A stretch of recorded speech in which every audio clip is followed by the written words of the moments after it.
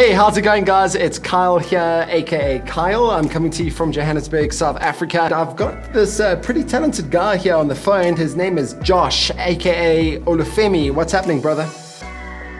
How's it going, guys? Kyle is one of my favorite music video directors. This video, he's gonna show you a couple of his favorite music video lighting setups that you can implement in your videos to bring them up to the next level.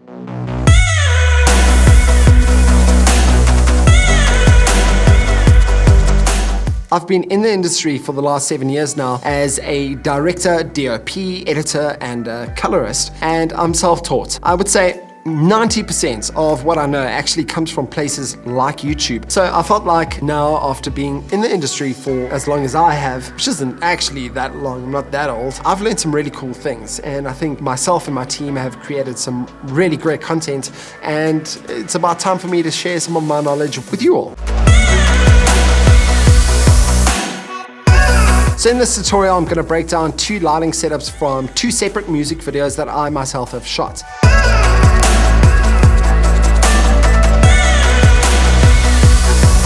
And I'm also going to touch on the uses of hard and soft lighting, as well as the use of complementary colors in your lighting palette. The first music video we're going to look at is from a band called Rubber Duck, and the music video is called Feet.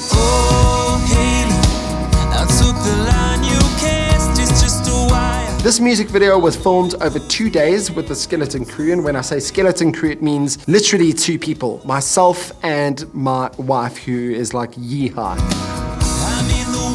So before you even start a project, you need to know where you want to go with it in terms of the visuals, in terms of the look and feel, before we even start with a project. What sort of look are you going for? Are you going for a bright, high-key image? Or are you going for a more moody and dramatic image?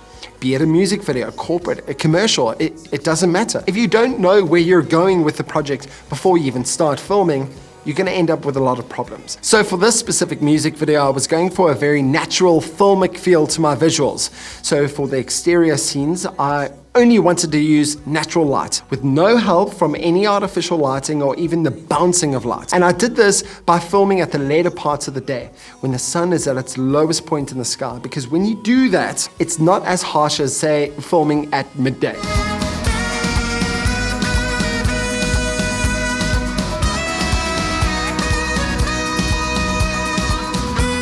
For the interior scene, I wanted a darker, moodier, low-key image. And the reason why I wanted that is because I wanted the lighting to reflect sort of the emotions that the characters themselves were experiencing. And those emotions consisted of turmoil, struggling financially, although they were very much in love. I wanted it to be dramatic. Hence, I went for a 1-light setup. This key or source light was a 2.5K HMI, and that light was coming in from outside of the window into the room to fill up the ambience of the room, but to also light my subject. HMIs are very powerful sources of light that kind of mimic the color and quality of the sun, and you get lots of different strengths of HMI. And the reason why I went for 2.5K HMI is because it runs off normal house power.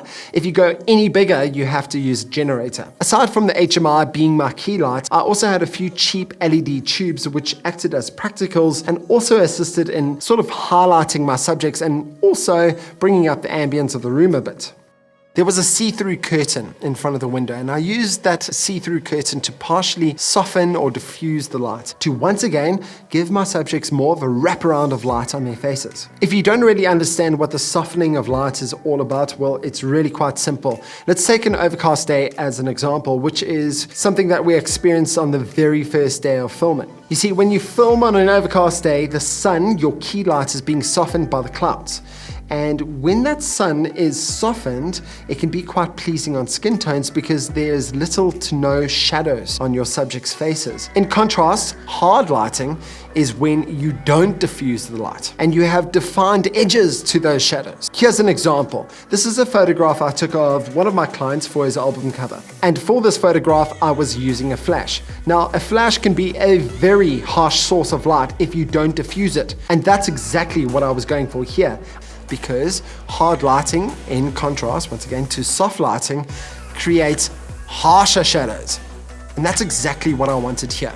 and hence you can see the very dark shadows on the one side of his face as well as on the back wall. And here's another example of hard lighting from a music video I filmed recently. This dancer is being lit by one key light, and that one key light is an Aperture 120D with no diffusion on it.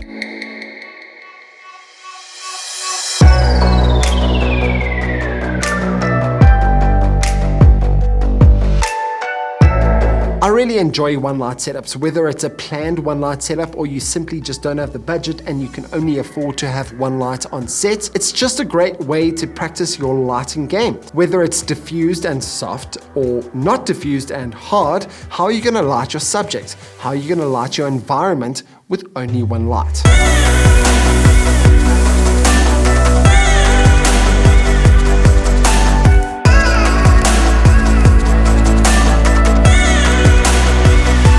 The next music video we're going to look at is from an artist called Flames, and the music video is called Money Today. The budget for this music video was not large, and I could only have 2 lights on set. For a music video that was shot in the evening with a large majority of the scenes being inside, this was quite a tricky situation to be in. In this specific scene of the music video, I'm using both of the lights, one as a key light and the other as a backlight. The key light was an Aperture Lightstorm LED panel, which I set to tungsten because I wanted a warm source of light on my subject. I also softened that light by using a see-through gel. And as I said before, softening the light can be very flattering on your subject's face. In this shot, I was kind of roaming with the camera between the artist Flames and the extras on set. Whenever I felt like the extras were doing sort of something interesting in my peripheral, I would just whip the camera from the artist over to the extras. And because we only had one light, I needed that light to be able to move wherever the camera was directing itself. So what I had my assistant do is take the key light or LED panel and place it on a light stand. And then once he did that, he just held it overhead, and whenever I panned the camera, he would just swivel with the light. And it made for some really interesting visuals. My second light or backlight is an Aperture 120D with a blue gel in it. Now I placed the blue gel in it not only because it looks cool, but I also wanted to create a color contrast between the warm tungsten light on my subjects and the blue lit background. The reason why I did that is because it helps sort of make your subjects pop out from the background.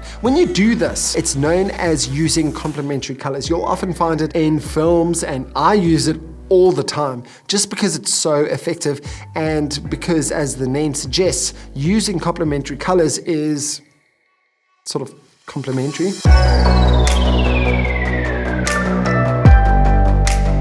So that brings me to the end of my first video. Hopefully you learned something. I promise you on future episodes, when I do sort of music video lighting breakdowns, I will have behind the scenes footage for you, and hopefully because it's my first tutorial video, you'll give me a pass on that and you won't be too harsh. If you did enjoy the video though, please like it, share it, subscribe. Yeah, it's been fun. If you want to get into touch with me on other social media platforms, be sure to click on the description of this video. All that information is down there. And until next time, cheers.